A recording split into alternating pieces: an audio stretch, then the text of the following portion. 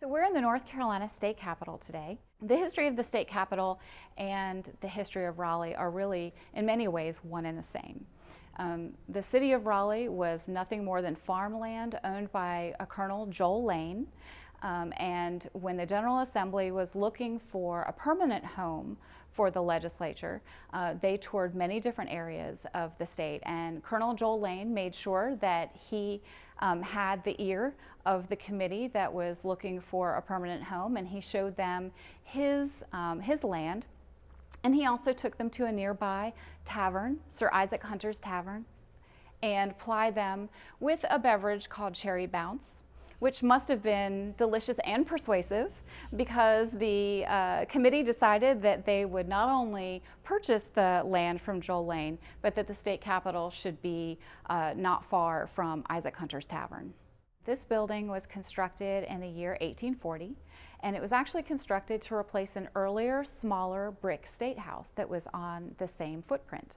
That building sadly burned in 1831, and the General Assembly appropriated funds to build a new, larger, and this time fireproof state capitol.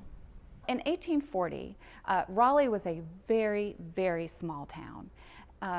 The grounds around the Capitol did not look like they do now. So there were no statues outside, no monuments outside, and in fact there was very little grass outside. So what people would see when they came up was a lot of dirt, some chickens running around, sometimes some pigs and some horses. We also had privies outside, so it was not the elegant, beautiful grounds that we see today, much more utilitarian. Well, now we have lovely paved areas, we have flowers, we have grass, we have beautiful trees, and this part of Raleigh is now kind of an urban oasis as the city has grown up around us. We have nesting hawks out on our grounds, and we love to teach children about the natural history of the square just as much as we love teaching them about the history of the inside of the building. So this building was constructed and designed by 3 different architects, and the most influential of those architects was the final architect, and his name was David Peyton. He was from Edinburgh, Scotland, and he had a very sophisticated working knowledge of how to work with stone in a way that made it not heavy and blocky. So he redesigned many areas of the interior of this building to make this building feel light and airy, although it is constructed of stone, which is a very heavy material.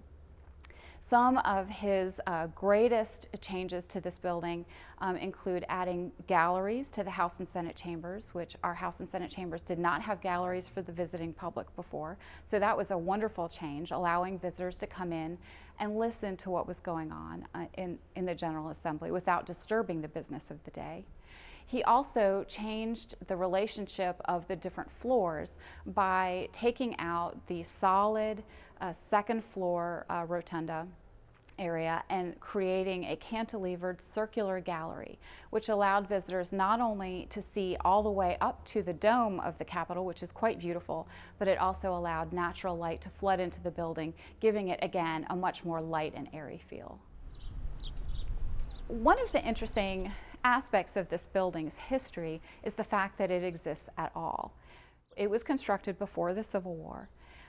We were an antebellum state capitol in a southern state.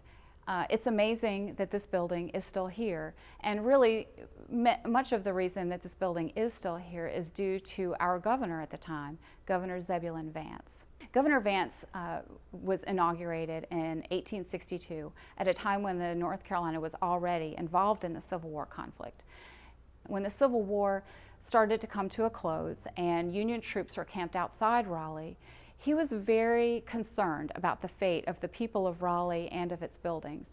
He knew what had happened in many of the other southern cities when troops came through, and so he crafted a peaceful surrender of the city of Raleigh.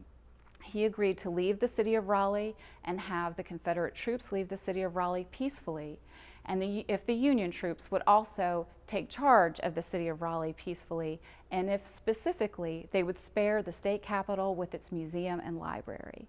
So it is really a testament to his forward thinking that generations of North Carolinians have been able to enjoy this building.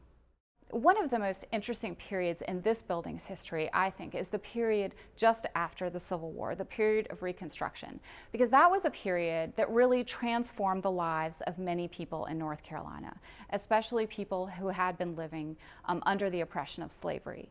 And it's hard to imagine today that someone could have been born enslaved in North Carolina and by adulthood have experienced freedom and the ability to run for office.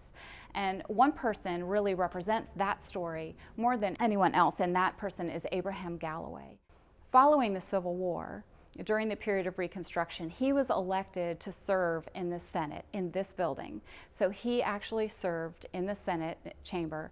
Here was a generation of men who were born into slavery, who fought slavery, and who ultimately were elected to serve the people of North Carolina in this building that in their youth they wouldn't have been allowed to enter.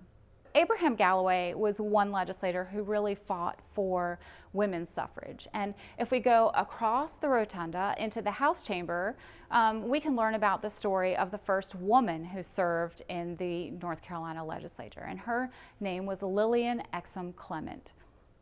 And Lillian Exum Clement was not only the first woman to serve in the North Carolina legislature, she was the first woman to serve in any Southern legislature. So I think that says a lot about her.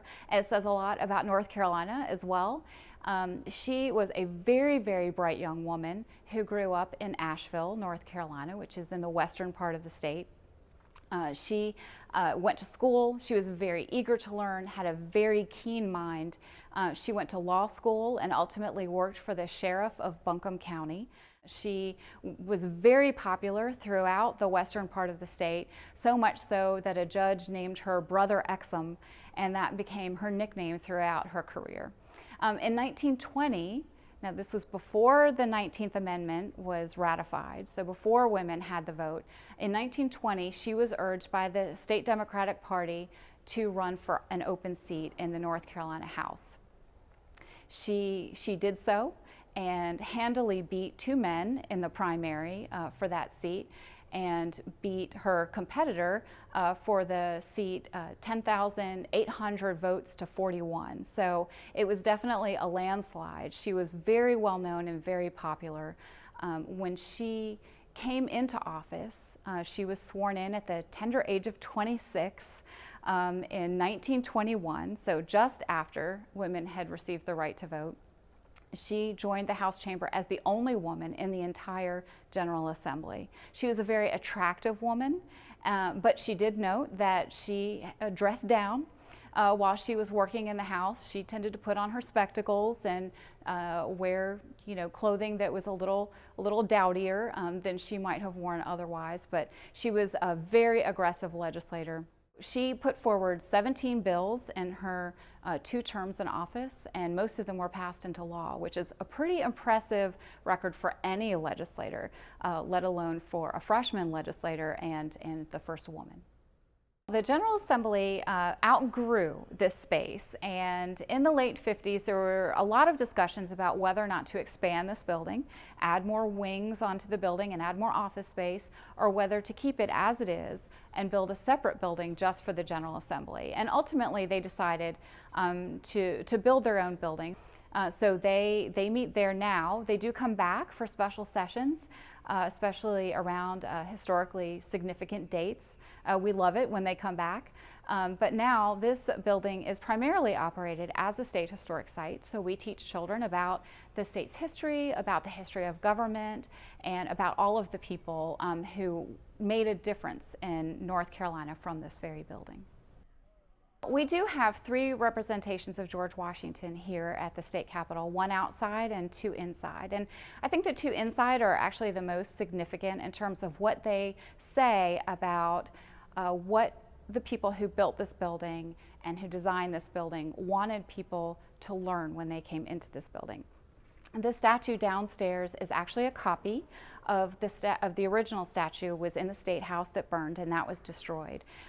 That statue was made by an Italian sculptor named Antonio Canova. He represented George Washington in a way that he felt really matched his reputation as a military leader, as a political leader. And so he made him, in a very classical way, look like a Roman general. George Washington in this representation, his head is not covered. His face is very youthful. He's wearing a Roman general's clothing. And probably the thing that shocked people the most is his legs and feet are completely bare.